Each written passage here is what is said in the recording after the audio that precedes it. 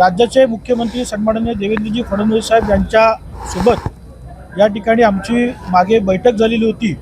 त्या बैठकीमध्ये अतिशय सकारात्मक प्रतिसाद हा आम्हाला राज्य सरकारच्या माध्यमातून त्या ठिकाणी आम्हाला मिळालेला होता।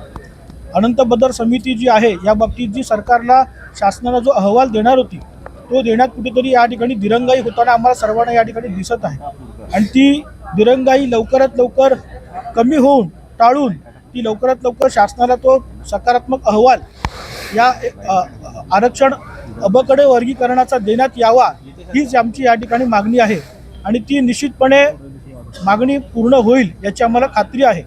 परंतु जो अहवाल उशिरा पोहोचतोय तो जास्त वेळ लागू नये हीच आमची या ठिकाणी मागणी आहे। लवकरात लवकर तो अहवाल शासनाकडे द्यावा आणि 59 जातींना या ठिकाणी न्याय मिळावा हीच आमची या ठिकाणी अपेक्षा आहे। हा प्रश्न राज्यापुरता नाही, हा संपूर्ण देशाचा प्रश्न आहे।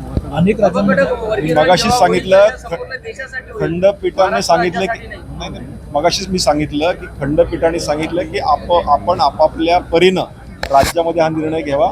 हा प्रश्न आमच्यासाठी महाराष्ट्रापुरता जरी असला तरी तुम्ही म्हटल्याप्रमाणे सर्वोच्च न्यायालयाच्या निर्णयानुसार अनेक राज्यांमध्ये ऑलरेडी हे वर्गीकरण झाले आणि काही राज्यांमध्ये बाकी आहे। धन्यवाद।